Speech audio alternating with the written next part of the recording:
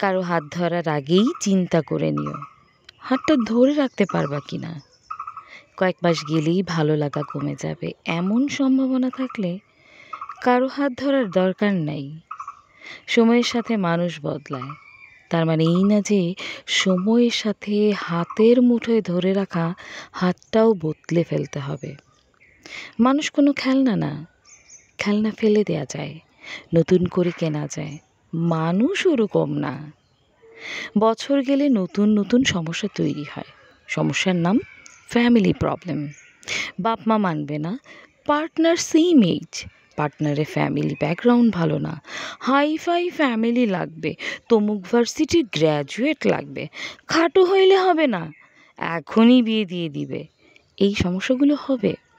এই সমস্যাগুলো খুবই কমন এবং লজিক্যাল।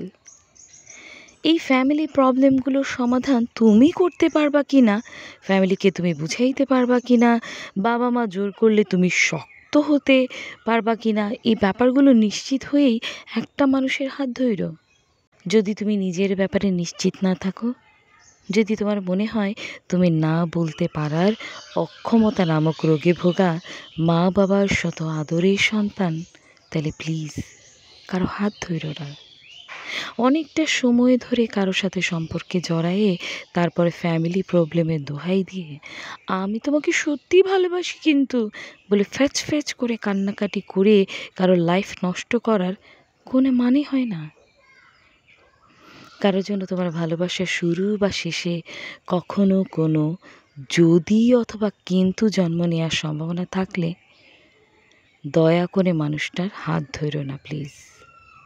যা হয় ভালোর জন্যই হয়। জীবন কারোর জন্য থেমে থাকে না।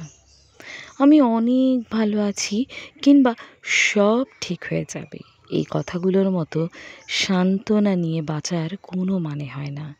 ভালোবাসা পৃথিবীর এক শুদ্ধতম অনুভূতি। ভুল করেও এই অনুভূতিটার অপমান করো না। ভালোবাসার নামে তোমার দেয়া কষ্টগুলো হয়তো একসময় মানুষটা ভুলে যাবে। দিন শেষে হয়তো সবাই নিজ নিজ জায়গায় ভালোই থাকবে, কিন্তু ওই একটা ভুলের জন্য বুকের ভেতর ভালোবাসা নিয়ে তিক্ত একটা অনুভূতি জন্মে যায়। ওই তিক্ত অনুভূতিটা জন্মানোর কথা ছিল না, অবশ্যই জন্মানোর কথা ছিল না।